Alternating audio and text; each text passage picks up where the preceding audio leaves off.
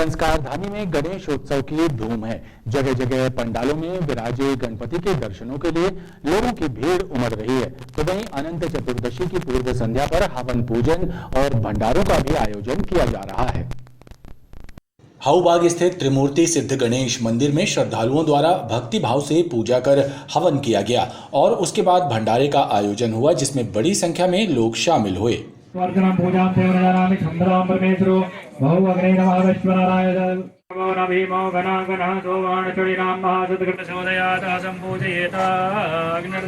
कार्यक्रम में आज हवन पूजन और भंडारे का आयोजन और महाआरती का आयोजन किया गया है। सारे क्षेत्रीय गण उपस्थित हैं। शांतिनगर गली नंबर 5 में श्री शारदा गणेशोत्सव समिति द्वारा स्थापित विघ्नहर्ता की मोहक प्रतिमा भक्तों के आकर्षण का केंद्र बनी हुई है। समिति सदस्यों द्वारा गौरी नंदन की महाआरती कर प्रसाद वितरित किया गया।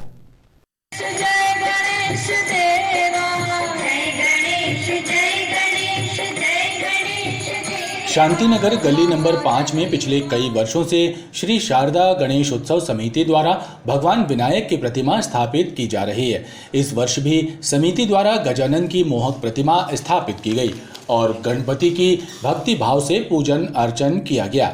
गुरुवार को महाआरती का आयोजन हुआ, जिसमें बड़ी संख्या में भक्तगण शामिल हुए।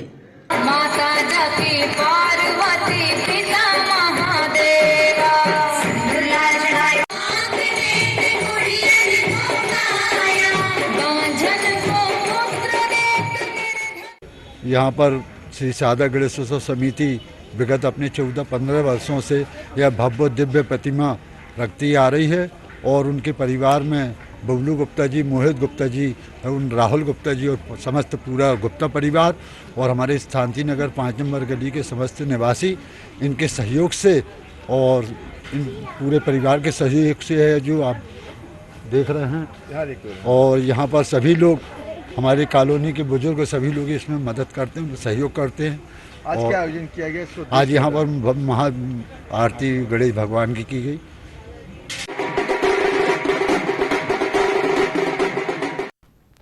रिद्धि सिद्धि के दाता भगवान श्री गणेश की आराधना का पर्व रामपुर स्थित सुधा विहार कॉलोनी में हर्षोल्लास के साथ मनाया गया।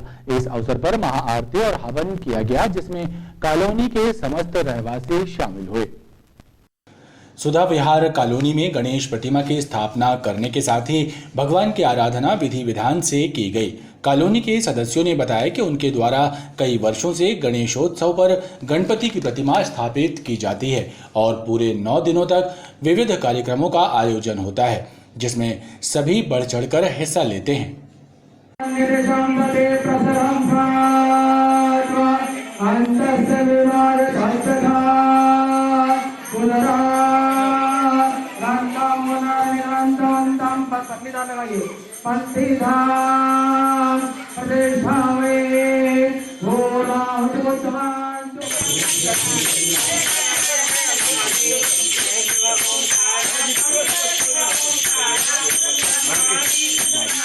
ये हमारी सुधा विहार कॉलोनी पिछले 22 वर्षों से गणेशोत्सव मना रही है।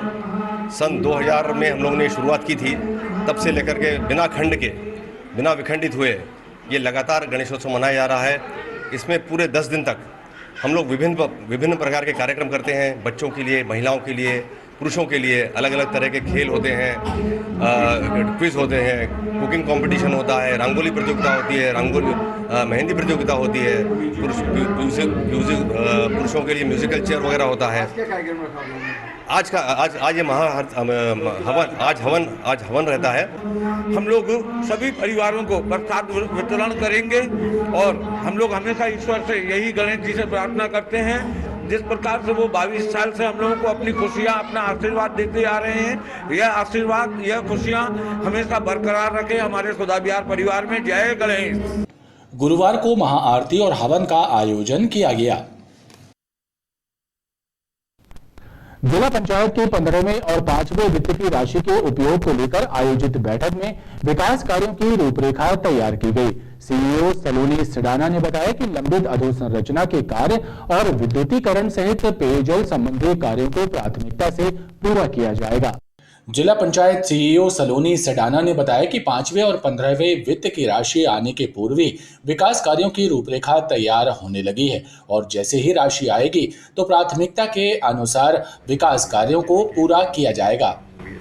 तो जिला पंचायत में अभी जो नवनिर्वाचित जिला पंचायत अध्यक्ष सदस्य, जनपद पंचायत अध्यक्ष सदस्य और सभी ग्राम पंचायतों में जो सरपंच है, तो अभी 15वें वित्त का और 5वें वित्त का पैसा जब आएगा तो अभी उसके लिए सभी ने अपने स्तर पे योजना बनानी शुरू कर दी है।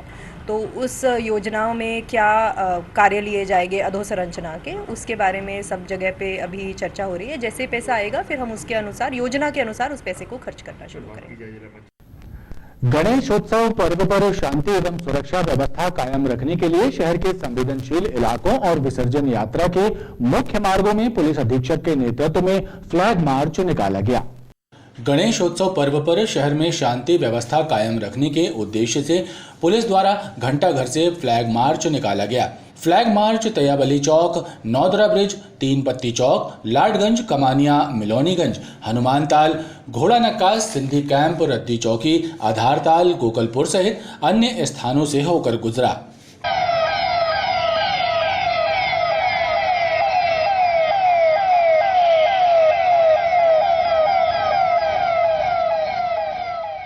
एएसपी गोपाल खांडेल ने बताया कि अनंत चतुर्दशी के मद्देनजर फ्लैग मार्च निकाला गया है और सभी से शांतिपूर्ण ढंग से इस त्योहार को मनाने की अपील की गई। अनंत चतुर्दशी का महापर्व है।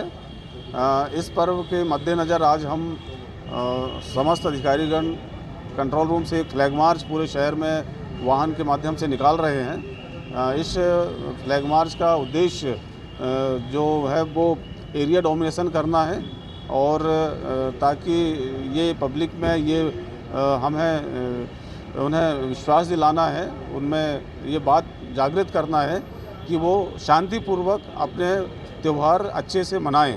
ये हमारा उद्देश्य है। इसी उद्देश्य को लेकर आज ये फ्लैग मार्च निकाला जा रहा है।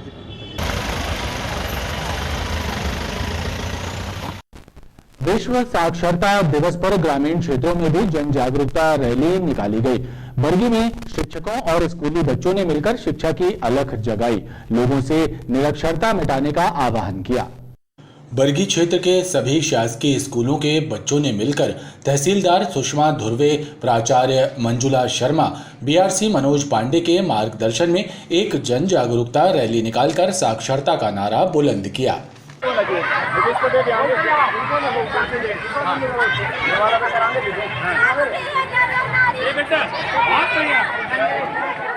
विश्व साक्षरता दिवस पर निकली इस रैली ने बरगी नगर एवं ग्रामीण क्षेत्रों का भ्रमण करते हुए शिक्षा की अलख जगाई, लोगों से निरक्षरता मिटाने का आह्वान किया गया।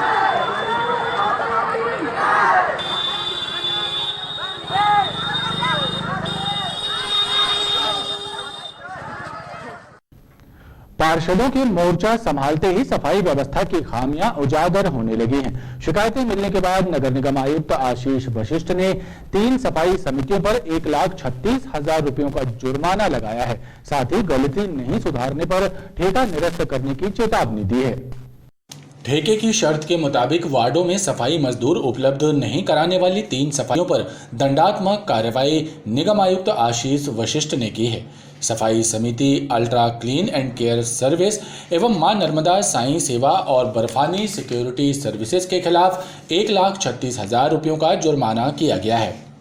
नगर निगम आयुक्त आशीष वशिष्ठ ने बताया कि पार्षदों द्वारा लगातार शिकायतें की जा रही थी कि उनके वार्डों में निर्धारित संख्या से कम सफाई मजदूर पहुंच रहे हैं, लेकिन कागजों में ज्यादा मजदूरों की हाजिरी लग रही है। इस मामले की जांच की गई तो गफलतबाजी उजागर हुई। निगम आयुक्त ने सफाई ठेका समितियों को चेतावनी दी है कि यदि गफलतबाजी नहीं बंद की गई तो ठेका निरस्त कर दिया जाएगा।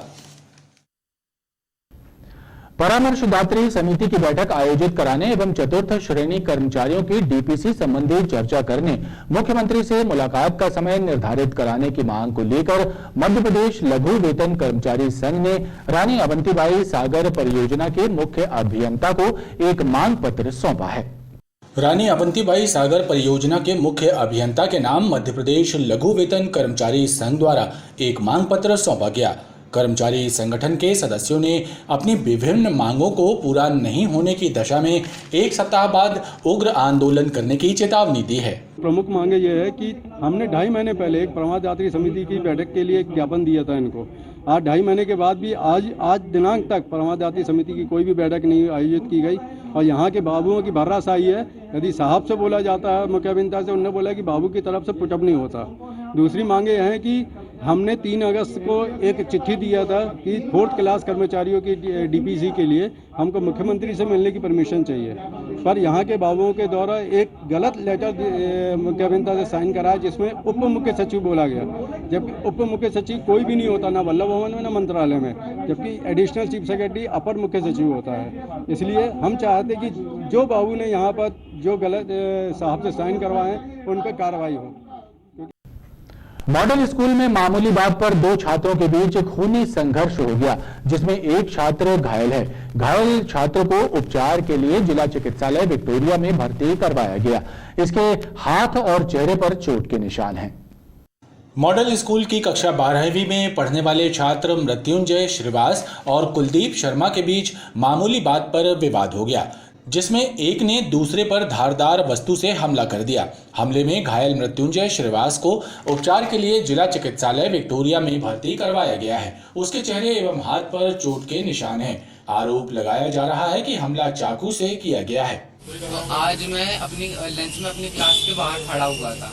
जैसे मैं सीढ़ी से नीचे हुआ था तो 2 लड़कों ने मेरे को पकड़ लिया और एक लड़का निकाला चाकू, तो चाकू मार दिया उसने मेरे को। उसका नाम है जो कुलदीप शर्मा जिसने चाकू मारा, और 2 का नाम याद नहीं, एक आलोक करके है और एक ओम प्रकाश करके है। प्राप्त जानकारी के मुताबिक स्कूल के प्रिंसिपल ने दोनों छात्रों को स्कूल से रेस्टिकेट कर दिया है। ओमती पुलिस ने मामला दर्ज कर जांच शुरू कर दी है। संजीवनी नगर क्षेत्र में हुई 4 चोरियों का खुलासा करते हुए पुलिस ने 3 शातिर चोरों को गिरफ्तार किया। इनके पास से 7 लाख रुपए कीमत के जेवर और इलेक्ट्रॉनिक्स का सामान बरामद किया गया है।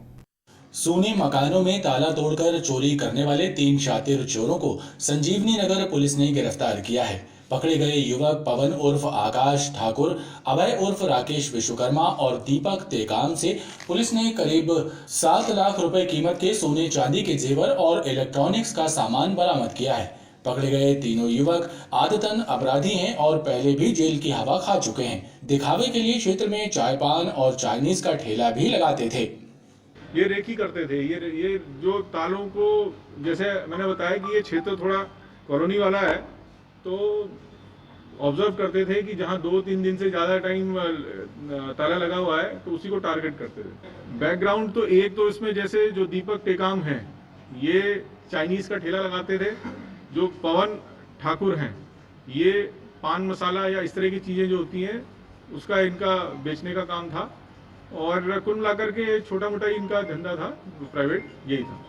हाँ, जैसा मैंने बताया ये 2018 में भी ये जो पवन ठाकुर हैं और अभय विश्वकर्मा, ये 2018 में 3 नकबजनी के प्रकरणों में थाना संजीवनी नगर में बंद हुए हैं, और विशेष रूप से जो विश्वकर्मा है अभय विश्वकर्मा, ये 307 में भी इन पर पंजीबद्ध हो चुका है जिला दमोह में। पुलिस के मुताबिक चोरी का मोबाइल उपयोग करने के कारण चोर एक्सपोज हो गए और पुलिस ने उन्हें धर दबोचा।